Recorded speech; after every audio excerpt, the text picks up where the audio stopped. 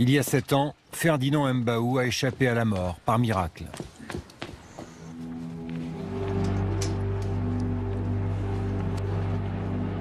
C'est un opposant congolais réfugié en France. Un ancien général chassé de son pays par le pouvoir en place. Je vais donc à la gare de Bessancourt pour prendre mon train. Ce matin-là, un inconnu le suit et se rapproche. J'arrive ici, j'entends 2 coups de feu dans mon dos. Et je me retourne. Et je me retourne. Et quand je me retourne, je vois quelqu'un ici, à 1 mètre de moi, qui me pointe un pistolet. Et donc, je me mets à courir pour fuir. En zigzagant, j'essaie de fuir et je me retourne, il est encore sur place et je décide de le pourchasser. Et finalement, je sens que mon corps s'affaiblit et lui, il gicle là-bas où il y avait un véhicule qui l'attendait. La première balle a ricoché un peu plus haut. Et la deuxième, comme il était un peu plus proche, est rentrée et est venue en profondeur jusqu'à se loger à côté quand même du cœur. Je vous aide? Vous pouvez m'aider, oui. Voilà. Allez jusqu'au bout, et voilà. Ah voilà, oui. Exactement. Donc elle est là. Vous voyez la cicatrice? Ouais, ouais. Elle est toujours là, donc, la balle. La balle est toujours dedans. Et elle me jette. Cette tentative de meurtre non élucidée intéresse de près la police. Elle pourrait faire partie d'une affaire tentaculaire, l'une des plus surprenantes de ces dernières années. L'affaire Athanor. Une enquête qui prend naissance dans l'univers secret des francs-maçons. Les frères debout. Il y a eu des dérives, hein. Il y a eu des dérives financières, il y a eu des dérives dans tous les sens. Mais alors ça on n'avait jamais eu. Filature, passage à tabac, meurtre, tentative de meurtre. Ces gens avaient peut-être besoin de pognon. Ils pensaient qu'ils étaient des James Bond, entre guillemets, alors qu'ils ne l'étaient pas. Une affaire où se croisent des militaires pieds nickelés, des ex-agents secrets au service de notables fortunés et des victimes sans histoire. Vous vous êtes vu mort a posteriori. Ouh, malheureusement pour moi, oui, et puis pas qu'une fois. C'est le dossier le plus fou que je n'ai jamais vu. Je n'ai jamais vu un dossier aussi incompréhensible du point de vue de la raison humaine. 15 mises en examen, des auditions, des écoutes, des perquisitions. Nous avons eu accès à des documents inédits et enquêté sur cette affaire pendant plusieurs mois. Je vous conseille un truc, ne parlez jamais de la société parce qu'il y en a des journalistes qui sont amusés à ça. Il y a un avocat derrière. Eric Léniche, je travaille pour l'émission Complément d'enquête sur France 2. J'ai essayé de... Je vais porter plainte contre vous. Mais pourquoi? Je vous répondrai pas, là, c'est couvert par le secret d'instruction. Allez, vous pouvez couper.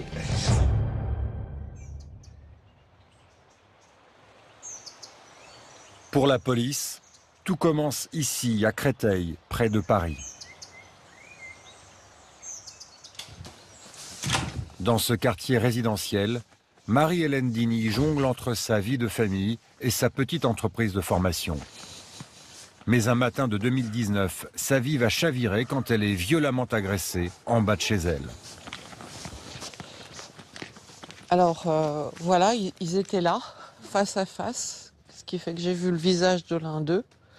J'ai passé mon chemin et arrivé là, j'ai pris un énorme coup sur la tête. Après, je me souviens plus de rien. Je me retrouve à terre. Et là, ils me disent, j'ai envie de hurler. Je suis bâillonnée. Ils me disent, si tu hurles, on te tue. Et si tu appelles la police, on reviendra. Comme ils sont partis avec mon ordinateur, mon sac à main, bah, j'ai pensé que effectivement, c'était un vol. En réalité, ce n'est qu'un avertissement qui lui vaut 10 jours d'interruption de travail. Cette photo a été prise au lendemain de son agression. La suite arrivera 9 mois plus tard. Mehdi est artisan. Comme chaque matin, il vient de déposer son fils à la crèche, dans la rue où habite Marie-Hélène Dini. Un véhicule attire son attention. Arrivé à l'angle de la rue, il y avait une Clio noire. Il y avait 2 personnes dedans. Et quand je suis passé, Il y en a un qui a fait semblant de dormir et l'autre est regardé dans son rétroviseur. Et après, j'ai vu des gants en mois de juillet. Je me suis dit, c'est bizarre. Au mois de juillet, il fait chaud. La personne, elle a des gants. L'autre, elle a une casquette. L'autre, elle a une capuche. C'était louche. C'est là que ça m'a mis la puce à l'oreille. Je me suis dit, non, il y a un truc qui va pas. Je me suis dit, il y a la crèche à côté. Ils veulent faire un attentat. Je me suis posé toutes les questions. Et c'est là que j'ai pris mon téléphone et j'ai appelé la police. Une patrouille arrive sur les lieux et vérifie la plaque de la Clio. Elle est fausse. Les policiers interpellent les passagers. À leur côté, ils découvrent une arme à feu chargée. Surprise, les deux hommes sont des militaires de la DGSE, les services secrets français. Ce matin-là, quand Marie-Hélène Dini quitte son domicile pour aller au travail, elle a peut-être échappé au pire. Là, en fait, je vois un attroupement au fond de la rue, là, sur la dernière partie, plein de policiers. Donc j'ai passé mon chemin et je suis allée récupérer ma voiture et je suis partie. J'avais à peu près 3/4 d'heure de retard sur mon horaire habituel. Si j'avais été à l'heure, je pense que là, je pense qu'effectivement, j'aurais eu quelques ennuis. Peut-être que je ne serais plus là, je ne sais pas. Je ne sais pas. Marie-Hélène Dini a-t-elle échappé à une exécution? Pour expliquer leur présence, les deux militaires de la Clio, nom de code à la DGSE, Dagomar et Adélard, livrent une explication étonnante.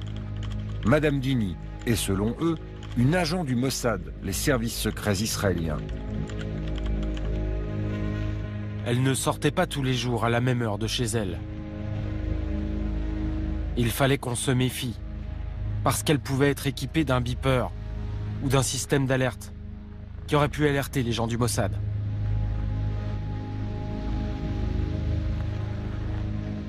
Pourtant, Marie-Hélène Dini n'a rien à voir avec le Mossad. Elle n'a même jamais mis les pieds en Israël. C'était tellement invraisemblable que voilà, ça n'a pas eu d'impact. En fait, ce qui a eu un impact, c'est quand on a commencé à me dire qu'il y avait eu une balise sous ma voiture. Et là, j'ai commencé à avoir vraiment peur. C'est le début d'une enquête qui va secouer le monde du renseignement. Dagomar et Adélard affirment être en mission pour la DGSE. C'est faux. Les policiers découvrent que cette opération aurait été initiée par un homme qui n'a rien à voir avec les services secrets.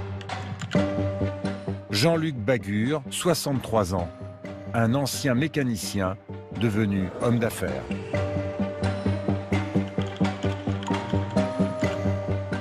Il est à la tête d'un centre de formation de coach près de Paris.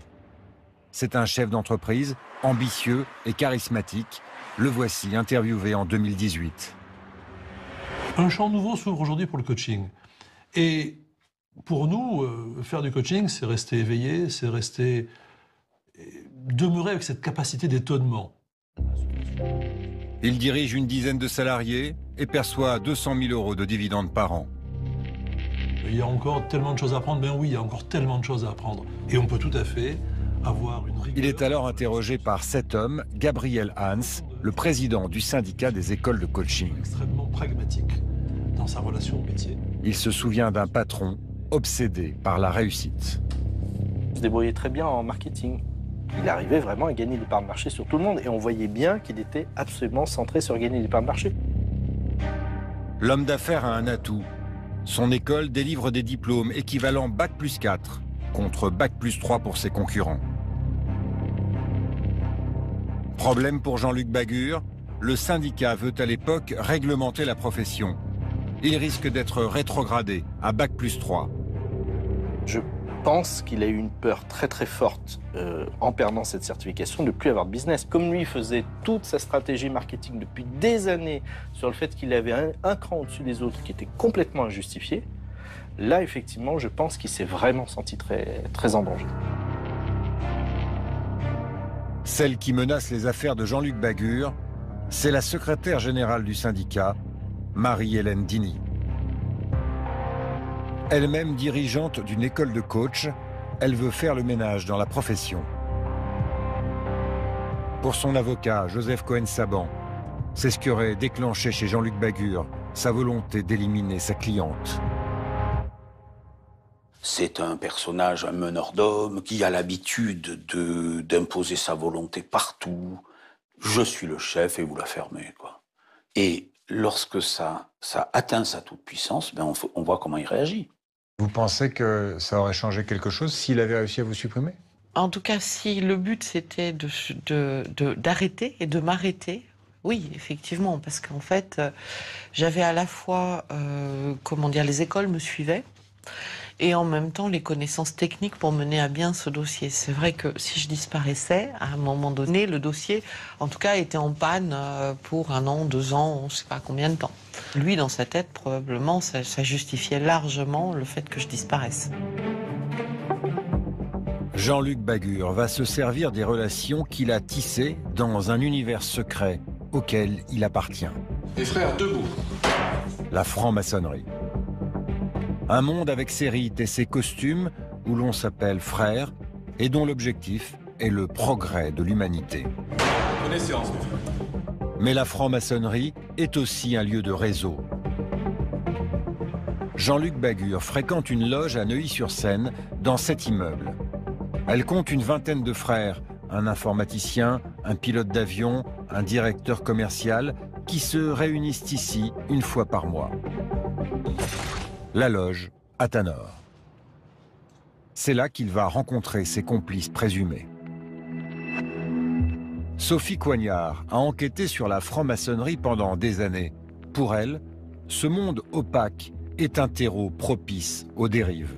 Il y a des tas de gens qui sont vraiment animés par l'idée, entre guillemets, de se perfectionner. Mais en tout cas, la franc-maçonnerie peut aussi servir de merveilleux paravent à des activités malhonnêtes.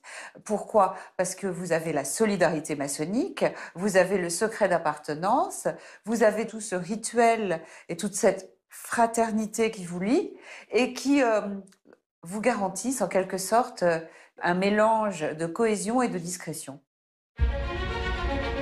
Jean-Luc Bagur aurait alors confié ses problèmes professionnels à un frère de loge, Frédéric Vaglio, 48 ans. Les 2 hommes ont une passion commune, les armes à feu, et une obsession, la réussite. Frédéric Vaglio a fondé une société de sécurité privée, alors en plein essor, qui lui reverse 12 000 € par mois. Lors de ce congrès à Paris en 2015, il propose aux chefs d'entreprise des missions de protection et de renseignement. Aujourd'hui, les risques les plus probants sont le pillage économique des données, donc la protection de l'information, et également tous les risques inhérents à la fraude. Et donc notre boulot est de leur donner la meilleure information possible pour qu'ils puissent prendre leurs décisions en toute connaissance de cause et avec le moins de risques possible. Un commercial hors pair qui met en avant ses relations et impressionne son frère franc-maçon Jean-Luc Bagur.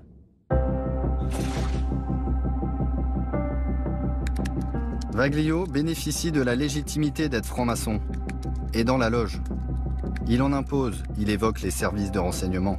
Il me parle des anciens des opérations spéciales. Je demande donc à Vaglio si dans le cadre de ses capacités, il peut faire quelque chose pour moi. Frédéric Vaglio aurait alors proposé de faire tuer Marie-Hélène Dini contre la somme de 70 000 €. Il aurait même officiellement facturé cette prestation à Link Up Coaching, l'école de Jean-Luc Bagur. Sous des prétextes variés, formations internationales ou développement de supports digitaux.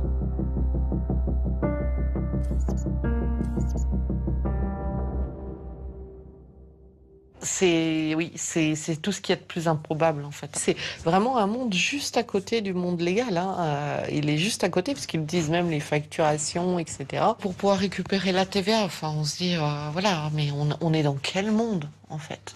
On est dans quel monde? Telle personne, tu prends des photos de telle personne, je lui envoyais. Il nous demandait de pénétrer des propriétés privées. Et après, ouais, plus les missions passaient, il me demandait effectivement si ça devait aller plus loin, est-ce que j'étais chaud, quoi. Plus loin, c'est-à-dire? Il nous a dit si on était prêt à kidnapper quelqu'un et le foutre dans le coffre de force, est-ce que ça serait faisable pour nous? Et vous avez répondu quoi? J'ai répondu que c'était pas dans nos attributions. Après, moi, je me suis embrouillé avec lui. Moi, ce que je peux vous dire, c'est quelqu'un de très manipulateur, qui se croit au-dessus des lois. Comment ce chef d'entreprise a-t-il pu en arriver là? Sa dérive aurait commencé 7 ans plus tôt à Saint-Maur-des-Fossés, dans le Val-de-Marne, par une histoire d'amour, une vengeance personnelle. Frédéric Vaglio est alors en couple avec la directrice de cabinet du maire, Stéphanie Chupin.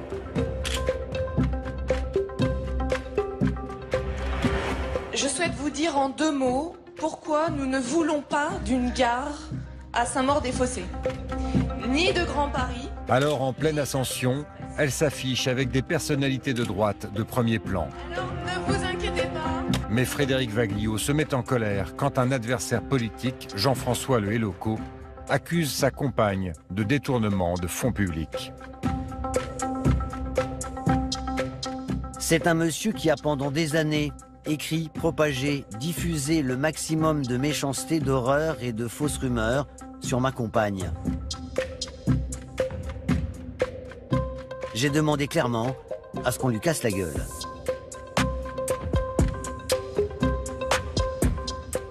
Jean-François Le Helloco est alors victime chez lui d'une agression ultra-violente.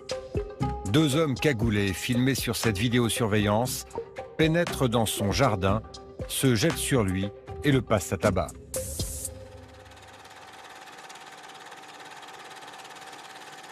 T'as compris, t'arrêtes, lui lance l'un de ses agresseurs, avant de le prendre en photo.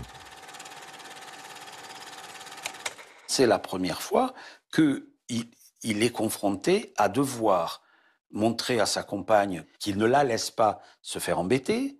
On est, je vous le rappelle, dans des règlements de compte entre des équipes municipales, etc. C'est de la petite politicaillerie minable. Mais là, on va embêter sa femme et on la menace et on la harcèle. Et là, il sort les murs. Intérieurs.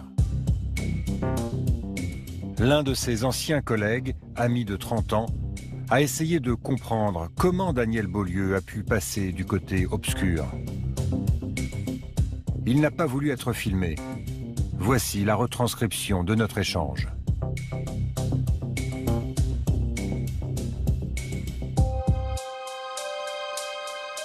C'était un mec gentil, honnête, droit, pas du tout violent. Mais il avait un déséquilibre. Il avait 2 femmes qui ne savaient pas que l'autre existait. Pour gérer une double vie comme ça, il faut de l'argent. 2 500 € de retraite, ça ne suffit pas. Pour moi, c'est le besoin d'argent qu'il a perdu. Daniel Beaulieu vient compléter le trio de la loge Athanor. Tous les 3 sont aujourd'hui en prison, mis en examen pour meurtre ou tentative de meurtre en bande organisée. Leurs avocats n'ont pas voulu nous parler. Y a-t-il eu d'autres complicités chez les francs-maçons? Vous faisiez partie, d'après l'un des protagonistes, de la loge Athanor, qui est concernée par ce dossier. Ça vous dit rien? Non. Monsieur Bagur, ça vous dit rien? Et monsieur Vaglio non plus? Non, je ne m'exprimerai pas sur ce sujet. Ah, mais donc c'est bien vous. Voilà, bonne journée, bon courage. Chez les frères, on n'est pas très bavard. Oui, bonjour monsieur. Éric Léniche, je travaille pour l'émission Complément d'enquête sur France 2. J'ai essayé de vous... Désolé, je vous écoute pas. Je vais porter plainte contre vous. Mais pourquoi? La loge Athanor dépend de ce qu'on appelle une obédience, une sorte de maison mère, la grande loge de l'Alliance maçonnique française, GLAMF. Elle compte plus de 700 loges. Son siège est ici à Clichy, en banlieue parisienne. Personne n'a voulu nous donner d'interview, alors nous avons passé une tête en caméra discrète. Je suis au courant de rien, c'est pas du tout mon domaine. D'accord. Après 3 mois de négociations, Alain Juillet, le fondateur et premier grand maître de la GLAMF, accepte finalement de prendre la parole. C'est un ancien haut gradé de la DGSE, un franc-maçon depuis 30 ans. Dès qu'on a su dans les journaux, parce qu'on l'a appris par les journaux, tout de suite, à ce moment-là, la loge a été suspendue, tout a été suspendu, et l'enquête a été faite et lancée sur les frères pour savoir ceux qui étaient dans le coup, ceux qui savaient quelque chose. Ça, c'est au plan interne, si vous voulez, à l'obédience. Si jamais il en sortait d'autres qui étaient concernés, eh ben, on serait sans pitié pour eux, comme on ne l'est pas plus pour ceux qui ont été concernés, parce que c'est inacceptable. Ironie de l'histoire. Alain Juillet a fondé son obédience pour lutter contre les affaires politico-financières qui ont entaché la franc-maçonnerie. Aujourd'hui, il avoue une certaine impuissance à contrôler les loges, une à une. Tant que ça reste à l'intérieur d'une loge, c'est très difficile de savoir ce qui se passe parce que les loges, vous savez, c'est des entités assez fermées en définitive. Hein. Donc pour qu'on détecte quelque chose, une dérive qui se passe, il faut que des choses sortent. Alors en général, ça se passe parce qu'il y a des frères qui parlent, qui disent « Tiens, j'ai été dans telle loge ». Et puis, tiens, quand même, il parle beaucoup de trucs, où il parle d'affaires, tu as vu, c'est incroyable et tout. Bon, on entend des bruits. Mais alors là... Le secret, ce mélange d'entre-soi, de cooptation, d'univers en vase clos auquel le reste du monde n'a pas accès, peut créer un sentiment de supériorité, voire un sentiment de toute puissance, qui conduit à l'idée qu'on est intouchable. Vous vous dites que vous trouverez toujours un frère pour vous aider si vous avez des ennuis. La maçonnerie, il y a un truc qu'il ne faut pas oublier quand même. Hein. Il ne faut jamais l'oublier. C'est qu'on jure qu'on respectera jusqu'à la mort, hein, les lois de la République. Un serment que certains de ses frères ont oublié. La petite officine du crime serait allée très loin. Elle aurait même monnayé des contrats hors de Paris et du monde de la franc-maçonnerie. La Plastique Valley dans l'Ain, près de la frontière suisse. L'un des derniers bastions de l'industrie française. Une succession d'usines de plastique. Parmi elles, Apnil, 90 salariés. C'est dans cette usine qu'un simple mécanicien membre de la CGT s'est retrouvé, sans le savoir, avec un contrat sur la tête. Pour la première fois, il accepte de témoigner à la télévision. Il s'appelle Hassan. Marié et père de 2 enfants, c'est un ouvrier modèle qui a été anéanti. Je vous dis honnêtement, même quand la police me l'a annoncé, j'y croyais pas. J'ai mis un moment avant de réaliser que c'était vrai et d'y croire. Vous vous êtes vu mort a posteriori? Malheureusement pour moi, oui, et puis pas qu'une fois. Des cauchemars je me vois me faire tirer une balle dessus, je me vois me faire jeter dans la rivière, je me suis vu plusieurs fois comme ça. Voici celle qui est aujourd'hui soupçonnée d'avoir voulu le supprimer. Sa patronne, Muriel Millet. Une notable locale photographiée ici avec l'homme politique Laurent Wauquiez. Mais elle n'est pas encore incriminée quand l'affaire sort dans la presse. Un syndicaliste de l'Ain ciblé par des tueurs à gages, un contrat a été mis sur sa tête.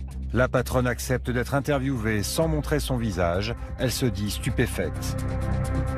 Pour moi, c'est une histoire rocambolesque.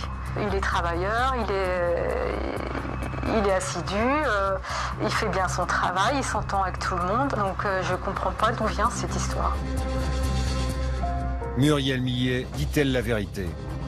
Sa version semble contredite par une conversation téléphonique entre elle et son mari, interceptée 2 semaines plus tôt par la police.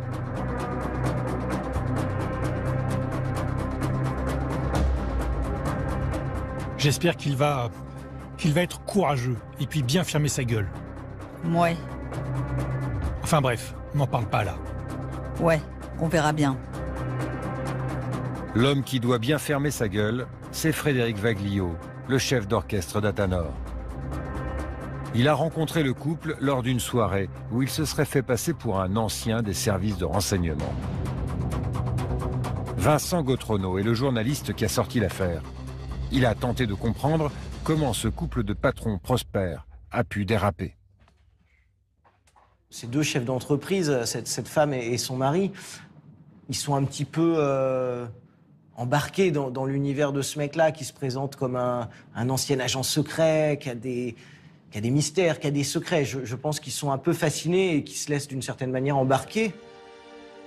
C'est dans ce restaurant que la patronne de l'usine se serait confiée à Frédéric Vaglio. Elle vient de découvrir dans le journal la photo de l'un de ses salariés en train de manifester avec les gilets jaunes. Hassan. Elle craint qu'il ne déclenche un mouvement social dans son usine.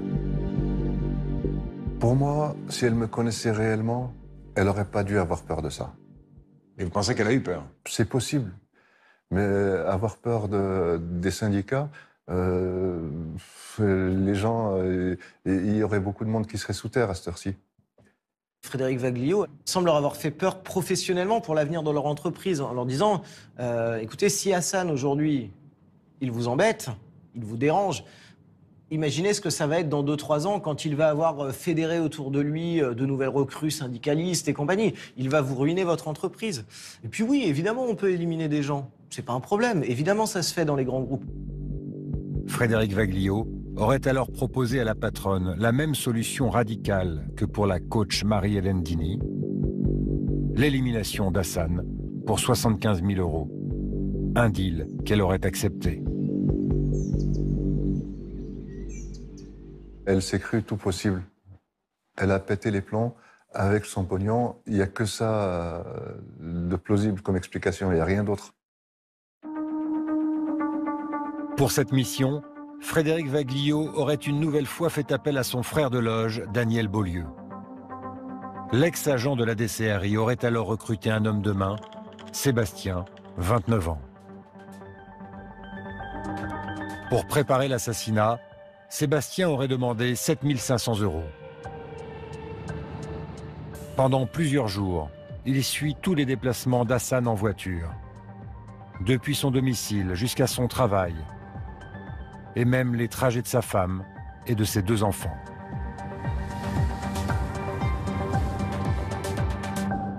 De ce que j'ai vu moi dans les dossiers, il y avait des photos de ma maison, les voitures, les routes qu'on prend, au boulot. Vous ne vous êtes pas rendu compte d'avoir été surveillé du tout? Pas du tout. Pas du tout. Je me suis rendu compte de rien. Il a été surveillé de manière extrêmement précise et professionnelle. Je pense qu'on s'apprêtait ou qu'on voulait préparer le crime parfait. Avec son téléphone, Sébastien filme cette rivière.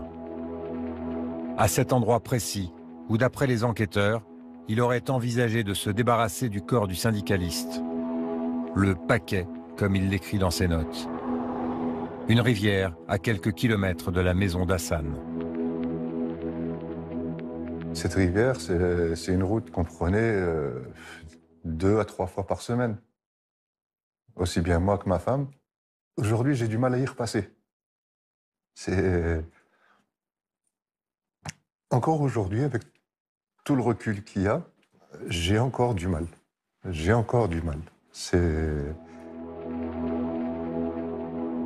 Le réseau Athanor sera démantelé avant que le projet d'assassinat ait pu aboutir. Depuis, l'usine a été reprise par le frère de la patronne, qui lui a été mis hors de cause. Nous l'avons joint par téléphone. On n'arrive toujours pas à comprendre ce qui s'est passé et pourquoi il en est arrivé là, quoi. Donc voilà, on se pose tous les mêmes questions, on est tous au même point. Muriel Millet et son mari sont mis en examen pour tentative d'assassinat en liberté sous contrôle judiciaire. Nous sonnons à leur domicile. Oui, monsieur Millet?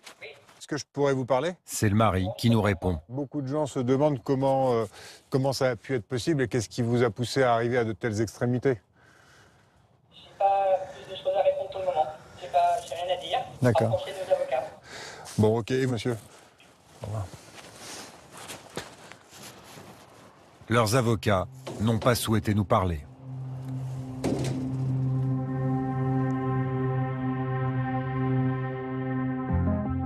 En bas de la pyramide, le parcours de l'homme de main Sébastien est surprenant. Ce titulaire d'un BTS de laborantin se serait fait berner par l'équipe d'Athanor. Il aurait basculé dans la criminalité en pensant servir la France. Incendie volontaire. Surveillance de l'opposant congolais Mbaou. Ou encore passage à tabac de Marie-Hélène Dini. Dans son journal intime saisi par les policiers, il écrit « Je sens que je suis fait pour ça. C'est étrange comme sensation que celle de gagner de l'argent pour défoncer quelqu'un. » Sébastien rêvait de devenir agent secret. L'ancien de la DCRI, Daniel Beaulieu, se serait alors engouffré dans la brèche. Pour l'avocat de Sébastien, Daniel Beaulieu aurait manipulé son client pendant 8 ans. Au moment où ils se rencontrent, il lui explique qu'il est officier traitant à la DCRI et qu'il travaille pour les opérations spéciales. Et il y croit donc. Il a de bonnes raisons d'y croire parce qu'encore une fois, Daniel lui-même est un ancien des services secrets, mais en tout cas, c'est quelqu'un qui, sur ce plan-là, est extrêmement crédible. C'est quelqu'un qui a officié pendant plusieurs dizaines d'années à la DCRI. Donc forcément, si vous voulez, quand une personne comme ça s'adresse à vous, que vous avez 22 ans et que vous avez des étoiles dans les yeux quand on vous explique que vous allez peut-être faire ça, vous y croyez. Effectivement, Daniel exerçait sur lui une fascination ou une grosse influence, c'est incontestable. Mais ce n'est pas Daniel qui a créé cet instinct de tuer, cet instinct de faire mal. Il en a profité, il l'a mis en musique. Parce que le Sébastien, il ne va pas nous faire croire que du jour au lendemain, l'autre lui a mis une épée sur l'épaule en lui disant « je te fais roi ». Donc ça veut dire que le Daniel a su exploiter la faille qu'il a sentie alors ? Oui, bien sûr. Daniel souhaitait avoir des équipes opérationnelles sous la main pour vraiment multiplier les contrats homo, comme il disait. C'est-à-dire les contrats homicides, voilà, d'État. Présentés comme tels. Sébastien, qui s'imagine travailler en sous-main pour la France, aurait alors réussi un exploit. Recruter de vrais militaires dans le sein des saints de l'armée française. À Sercotte, tout près d'Orléans, où se trouve l'une des bases les plus secrètes de la DGSE. C'est là que s'entraîne l'élite, le service action, chargé de traquer les ennemis de la France à l'étranger. Sébastien va enrôler 2 jeunes militaires qu'un ami lui a présentés, Dagomar et Adélard. Ce ne sont pas des agents de terrain, mais de simples gardiens, comme nous l'explique Pierre Martinet, un ancien du service action.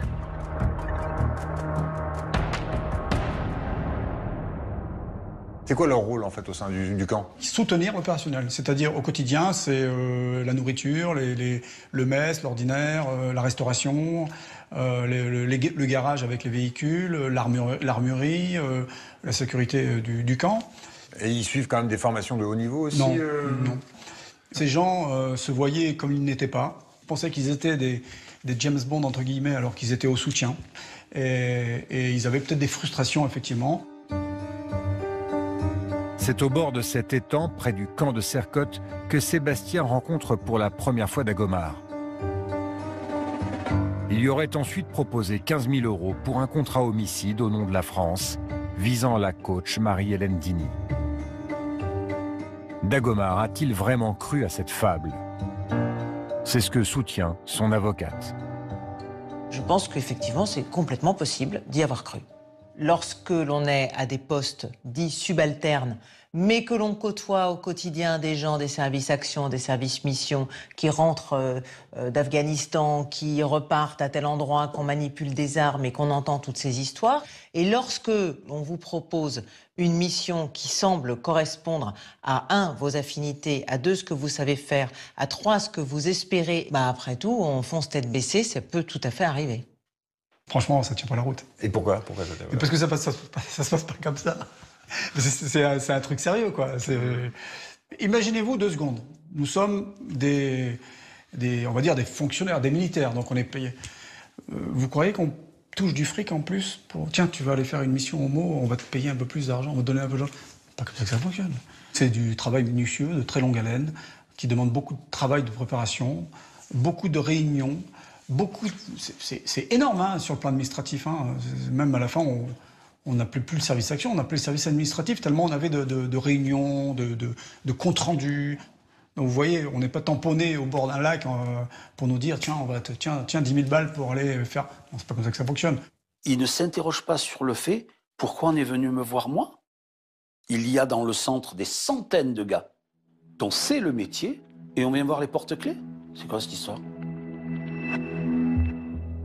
À 29 ans, le caporal Dagomar est bien noté par sa hiérarchie.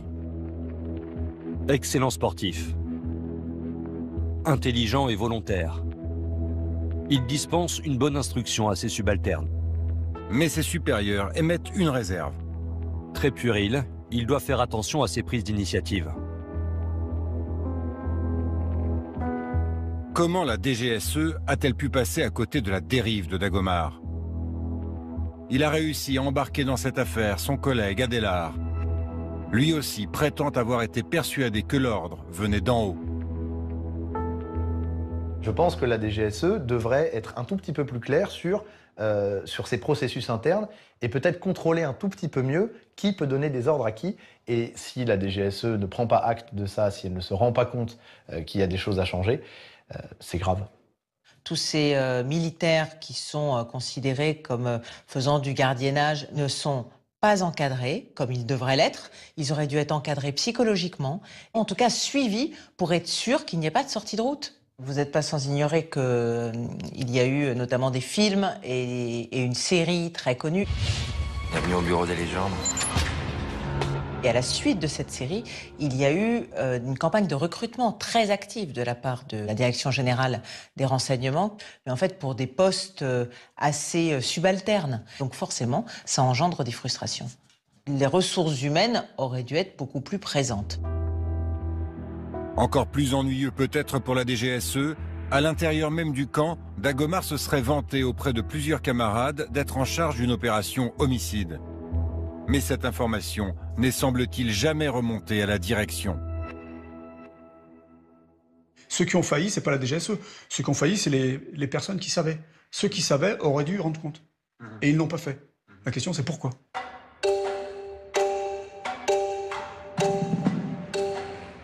À Paris, la DGSE a déclenché une enquête interne. Elle n'a pas donné suite à nos demandes d'interview.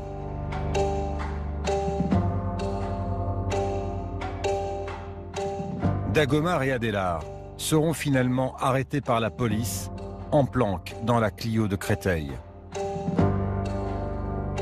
Mais l'affaire Athanor n'est pas une simple succession de passages à tabac et de tentatives d'homicide ratés. Dans cette histoire, un homme a été assassiné. Il y a 2 ans, la mère de ce petit village d'Auvergne est appelée en urgence par les gendarmes. Dans la forêt, un ramasseur de champignons vient de faire une découverte macabre. Il a coupé à travers bois et c'est à ce moment-là qu'il a fait la découverte du crâne en fait. Et qu'il a réalisé que c'était un crâne humain. Je pense que les ossements avaient dû être sortis de la tombe, si on peut dire, enfin certainement par des animaux sauvages, quoi. Et donc le crâne était à découvert par terre, là, sur le sol. Ils ont dû penser qu'en forêt, on ne retrouverait pas, quoi. Grâce aux analyses ADN, les gendarmes mettent un nom sur la personne décédée. Laurent Pasquali, disparu 10 mois plus tôt. Je me suis dit, qu'est-ce qu'il fout, quoi? Où est-ce qu'il est? Laurent n'avait aucun ennemi, en tout cas à ma connaissance. C'était quelqu'un de très affectif, de vraiment de très généreux avec les gens. Après, c'est vrai que c'était quelqu'un de très discret. Donc il n'étalait pas ses problèmes. Laurent, c'était le positif, c'était jamais dans le négatif. Laurent Pasquali a pourtant des problèmes car la course automobile coûte cher. Il a besoin d'argent et il en demande aux gens fortunés qu'il rencontre. Parmi eux, un couple des Hauts-de-France, aujourd'hui soupçonné d'avoir commandité son assassinat. Les 2 époux sont devenus millionnaires en vendant leur laboratoire d'analyse médicale. Les époux sont des fans de course automobile Et donc, ils ont rencontré Laurent Pasquali sur des rallyes, des compétitions automobiles. Ils sont venus beaucoup de week-ends, peut-être 3, 4, 5 week-ends. Ils étaient très contents d'être là, ils étaient super contents de nos résultats. Je crois même savoir qu'ils avaient une Porsche et que Laurent leur apprenait un petit peu à conduire, leur donnait des cours de conduite. Voilà, pour avoir une relation saine. Jusqu'au moment où M. Pasquali a demandé une aide financière. Ils ont une situation économique plutôt florissante et qui leur donnait la possibilité de lui prêter 100 000 euros. Au bout de 4 ans, Laurent Pasquali n'a toujours pas remboursé le couple. Et malgré une injonction du tribunal, il ne donne plus signe de vie. Les époux croisent alors la route d'un autre passionné de course automobile, Frédéric Vaglio, l'homme au centre de l'affaire Athanor.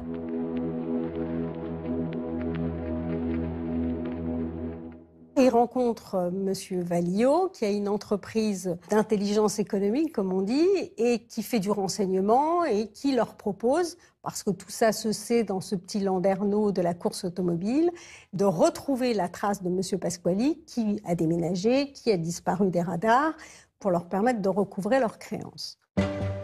Le processus habituel se serait alors mis en place.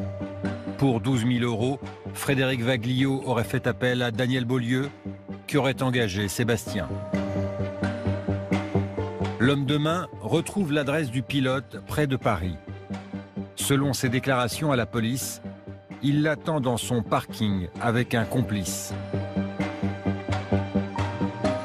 Lorsque le pilote de course arrive, c'est selon Sébastien son acolyte qui lui aurait tiré une balle dans le cœur.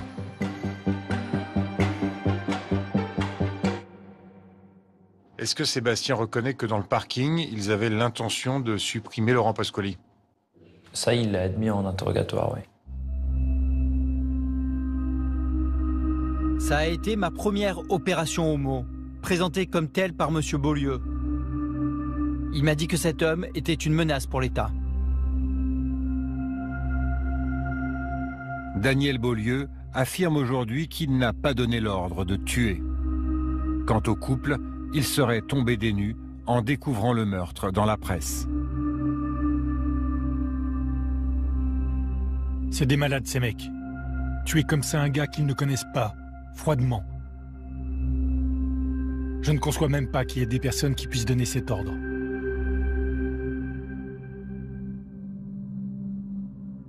Comment pouvaient-ils imaginer qu'ils allaient être embarqués dans cette affaire complètement folle ? Eux n'ont qu'une intention, c'est d'obtenir le recouvrement de leur somme d'argent. Donc il n'est pas question de près, de loin, de très très loin, de commanditer un meurtre. Ce n'est pas leur intérêt, puisqu'une fois que M. Pasquali est mort, ils n'ont plus aucune chance de récupérer les fonds. Mission de renseignement ou meurtre prémédité. C'est l'une des zones d'ombre de ce dossier. Le jour du meurtre, Sébastien et son complice auraient transporté le corps de Laurent Pasquali dans le coffre de leur voiture et parcouru 500 km pour rejoindre les forêts d'Auvergne. Dans la nuit, ils auraient emprunté ce chemin au bord d'une départementale.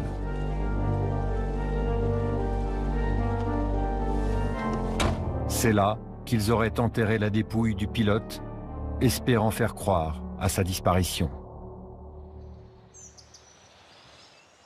Sébastien connaît bien cet endroit, c'est sa région natale. Il y a grandi dans une famille de 3 enfants qui ont tous fait des études.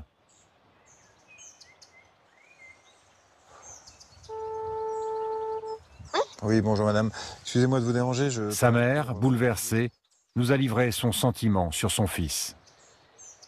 Dans toute cette histoire, je pense qu'il a été, j'en suis sûre, largement, totalement manipulé par des personnes malveillantes. Sébastien est quelqu'un de parole, est quelqu'un de loyal. Et je pense qu'en face de lui, il attend à ce que les gens soient comme lui. Et malheureusement, je crois qu'il s'est fait avoir, quoi. Je pense que dans sa tête, là, ça doit être vraiment très, très, très difficile à vivre. Mais est-ce que vous auriez pu penser qu'il aurait pu être manipulable comme ça? Je ne sais pas. Sébastien, il est loin aussi de nous depuis quelques années. Et, J'imagine que les policiers ont dû vous dire ce que Sébastien avait avoué comme acte criminel. Ça correspond au fils que vous avez connu, ça? je vais pas répondre à cette question du tout. Je vais pas y répondre. Merci, madame. Au revoir, monsieur. Merci, au revoir. Sébastien est arrêté par la police en juillet 2020. 7 mois plus tard, devant la juge d'instruction, il craque. Alors il pleure parce qu'il réalise que sa vie a basculé et qu'il réalise surtout qu'il s'est fait manipuler pendant 8 ans. Ça, il l'avait déjà réalisé, mais le fait de le dire devant des juges d'instruction et qu'on vous confirme que tout était privé et que tout était faux, je pense qu'il y a effectivement un gouffre entre les deux et que là, il comprenait véritablement l'état dans lequel il était et la situation dans laquelle il se trouvait désormais. Et à partir de là, il s'est dit maintenant, je peux plus garder tout ça pour moi et il faut que je parle. La prison, les interrogatoires à répétition. Pour le trio de la loge Athanor, c'est aussi l'heure des aveux. Ça fait tomber la toute-puissance parce qu'il y a 10 mecs autour de vous qui vous posent des questions, qui vous regardent, qui vous étudient, etc. Celui qui continue à se sentir tout-puissant là-dedans, et effectivement, pour parler comme on le fait dans le milieu, il s'allonge dans des proportions impressionnantes. Il raconte tout. Il y a des choses sur lesquelles les policiers n'enquêtaient pas. Ils ne savaient pas. Et on leur sert sur un plateau. Les 3 hommes semblent enfin prendre conscience des actes qui leur sont reprochés.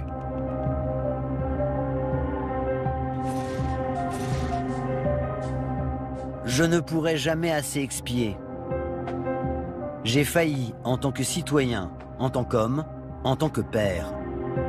Tout ça dans une espèce de tourbillon. J'ai eu une perte de sens du réel. Faire la différence entre le bien et le mal. Ce qui est acceptable et ne l'est pas. Aujourd'hui, je me trouve dans une situation de honte. 2 jours après ses aveux, Daniel Beaulieu fera une tentative de suicide en prison. Le château de cartes du clan Athanor s'est effondré. Mais il a laissé des traces. Le salarié de l'usine de plastique, Hassan, est en arrêt de travail depuis 1 an pour dépression. Ils m'ont changé complètement.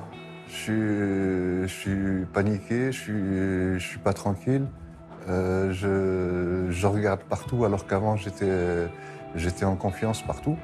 J'ai toujours fait confiance aux gens et maintenant non. Et c'est pour ça que je veux revenir à la personne que j'étais et avancer droit, avancer avec la tête haute. Quant à Marie-Hélène Dini, elle a développé une grave maladie qu'elle attribue au choc qu'elle a subi. Je commençais tout juste en fait à me dire je vais essayer de reprendre une vie normale quand à l'occasion effectivement d'un examen j'ai appris que j'avais un cancer. Et vous pensez qu'il y a un lien? D'après mon oncologue, en tout cas oui, il y a un lien parce que en fait c'est une diminution du système immunitaire, les chocs et du coup les cancers se développent. Ça m'empêche pas de vivre. Moi j'ai pris le parti en fait de regarder devant, pas derrière. Donc de regarder devant moi, de regarder tout ce que j'ai encore à vivre. J'estime que je suis une miraculée et que chaque jour de plus est une journée bénie. Et surtout un jour où il ne se passe rien, c'est une très belle journée.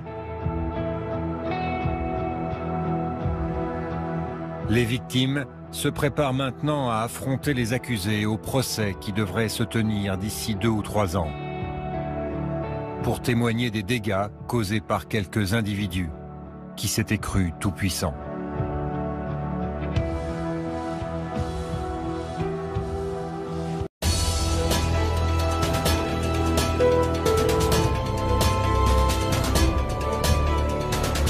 Gouverné par des vendus sans foi ni loi, depuis des siècles, je parle en femme. Ils sont tous incompétents, c'est sidérant. Je parle en femme, militant. Suce la banque des Rothschild pour faire les gros titres. Leur action n'a aucun sens, on est dirigé par des incompétents. Vote des lois, créent des dettes pour se goinfre sur la France. Ils veulent nous voir dans le sang. On est gouverné par des incompétents. Suce la banque des Rothschild pour faire les gros titres. Leur action n'a aucun sens. On est dirigé par des incompétents. Code des lois, créent des dettes pour se goinfre sur la France. Ils veulent nous voir dans le sang. On est gouverné par des incompétents. Gouverné par les riches. Ta vie ils s'en fichent, ce qu'ils veulent c'est leur gueule sur toutes les affiches. Y'a pas de love and peace face aux élites qui liquident et qui veulent que tu t'abreuves de ta pisse sale. Que Marlin femme au cœur de la cible, aux paroles qui assassinent et traqueront jusqu'au paradis. Fuck Macron, Brigitte et toute sa team. Un qui part, 10 autres le remplaceront, formé par Jacques Attali. Avec toutes ces soutières, fais gaffe à ta ligne. Côté droite ou gauche, c'est direct au porte-monnaie qui t'aligne pour acheter des villas jusqu'en Italie. Vis ta vie même si elle tient que sur un fil quand tes lois sont dictées par des débiles sales. Les virus incompétents, les retraites incompétents. Franchement ça devient inquiétant face à des gens qui s'inquiètent. Ils font ça pour le bif. Dans les loges ils débriefent de père en fils. Ils signent le contrat de complice où l'argent est la cause, nombreux sacrifices. Dans le précipice où les pauvres payent en taxes leurs frais de justice. De plus en plus de taxes, toujours les mêmes qui casquent, dévoilent jamais leur face, ils vont péter leur masque. Que Marlin femme du fond de la classe avec les chacals. S'ils pouvaient, ils soutiraient même ton âme comme Shao Kahn. Contrôlé par des gens qui montent en franchissant des tas de cadavres. Ma voix comme seule menace passe à l'état parce que j'ai pas d'armes. Que Marlin femme suce la banque des Rothschild pour faire les gros titres. Leur action n'a aucun sens. On est dirigé par des incompétents. Vote des lois, créent des dettes pour se goinfre sur la France. Ils veulent nous voir dans le sang. On est gouverné par des incompétents. Suce la banque des Rothschild pour faire les gros titres. Leur action n'a aucun sens. On est dirigé par des incompétents. Vote des lois, créent des dettes pour se goinfre sur la France. Ils veulent nous voir dans le sang. On est gouverné par des incompétents. Suce la banque des Rothschild pour faire les gros titres. Leur action n'a aucun sens. On est dirigé par des incompétents. Vote des lois, créent des dettes pour se goinfre sur la France. Ils veulent nous voir dans le sang. On est gouverné par des incompétents. Écoutez, il va bien falloir quand même qu'on trouve les responsables parce que il sera difficile d'expliquer aux Français comment et qui est responsable. Clairement, on est face à une séquence où l'État a été submergé par la tâche, incompétent, qui s'en est retrouvé à mentir aux Français. C'est lui le chef et c'est lui qui doit prendre ce genre de décision. Pourquoi il l'a pas fait? Mais parce qu'il est incompétent. C'est ce que vous me reprochez de dire. Il est incompétent, il ne vous reproche pas de le dire. Un chef de l'État, oui bien sûr, c'est pas neuf chez moi, je le dis depuis un petit moment, depuis le début même. Le pays se réveille, c'est-à-dire qu'il y a un effet un peu pour moi gueule de bois après l'ivresse et la sidération aussi qu'avait provoqué l'élection d'Emmanuel Macron. Vous voyez, je pense que depuis ce début d'année, on le voit, la tonalité change, y compris d'ailleurs, je le note dans les médias, il y a des intellectuels aussi qui soutenaient Emmanuel Macron qui tout doucement commencent à s'en écarter. Le président Macron est un incapable, je pense que c'est un imposteur. Je crois que sa jeunesse est un handicap. Il n'a rien vécu, il n'a pas sa place là où il est.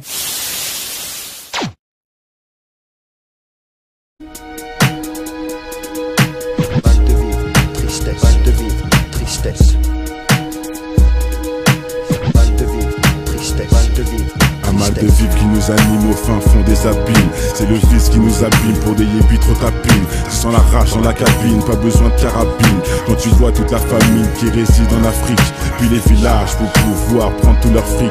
Bloqué au péage, tu te vois même plus dans le trafic. Dans le paysage où demeurent les plus belles escroqueries, orchestrées par l'État qui contrôle ta vie. Choisis le virage, il met tout droit à la zone prix.